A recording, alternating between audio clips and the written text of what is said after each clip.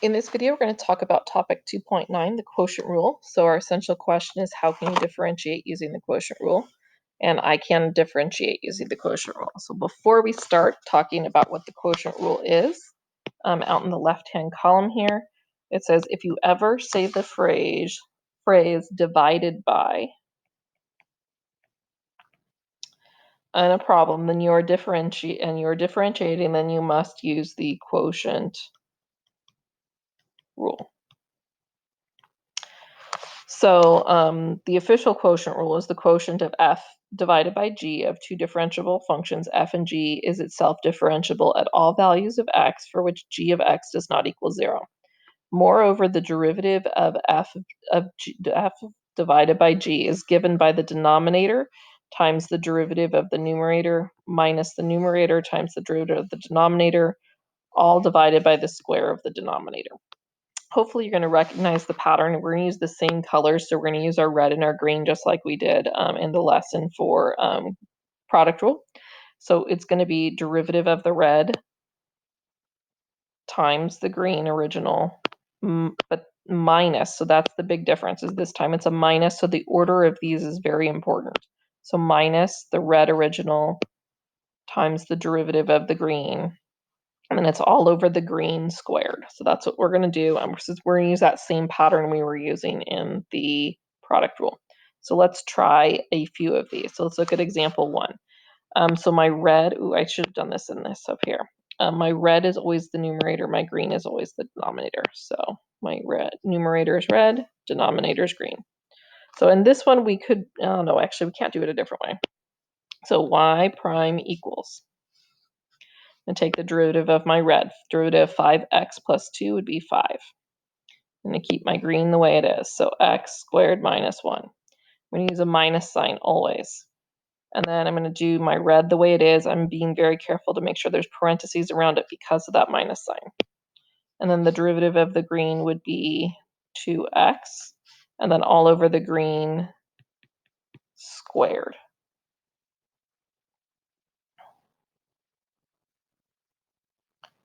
All right, I am going to choose to simplify that. Sometimes we do, sometimes we don't. So it just depends on what system we're using. So I'm going to show you how to simplify this one just to make sure we're reviewing our simplifying. So we're going to distribute that 5, which gives me 5x squared minus 5.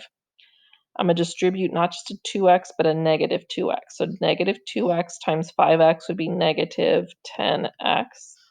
Negative 2x times 2 would be negative 4x. This should have been, sorry, negative 10x squared because it was x times x.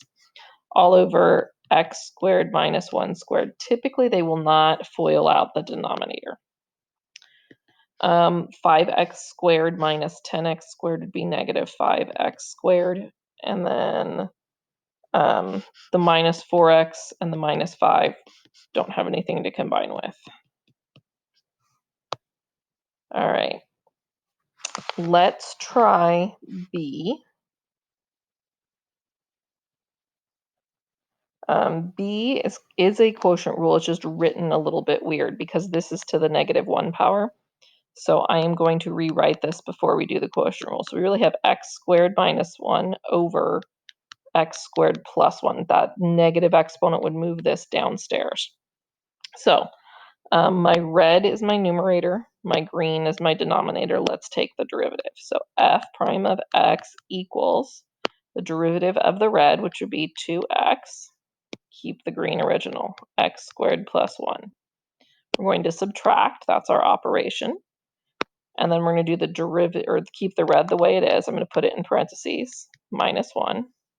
And then the derivative of the green would be 2x. All over the green squared. And again, I could leave it. I'm going to go ahead and simplify it for you just to make practice our simplifying. So we're going to distribute the 2x, which would give me 2x cubed plus 2x. I'm going to distribute a negative 2x, which would give me negative 2x cubed. And then negative 2x times negative 1 would be positive 2x over the x squared minus 1 squared. I'm going to combine my like terms together. It looks like my two x cubes are going to cancel. So I'd end up with 4x over x squared minus 1 squared. Let's do one more on this one. So my numerator is the red, my denominator is the green. So we've got f prime of x equals. I take the derivative of my red, which is 3. I keep my green the way it is. So x squared plus 5x plus 2. I subtract. I keep the red the way it is. So 3x minus 2. I take the derivative of my green. So would be 2x plus 5. And then it's all over the green squared. All right, I'm going to go ahead and simplify it for you. So we're going to distribute the 3 in the first one. So 3x squared plus 15x plus 6. Here I'm going to do a little bit of work ahead of time. So I'm going to distribute that negative just into the first one, not into the second one. It only needs to go into one. And now I'm going to FOIL that. So we have negative 3x times 2x. It would be negative 6x squared. Negative 3x times 5 would be negative 15x.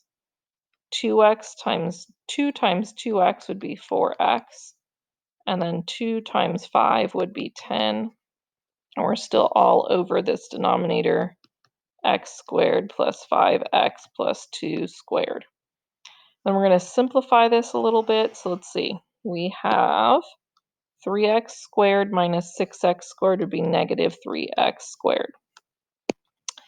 15x, negative 15x, those cancel. So I'm just left with 4x, so plus 4x. And then we have 6 and 10, which would be 16. And then we're still all over this denominator, x squared plus 5x plus 2 squared.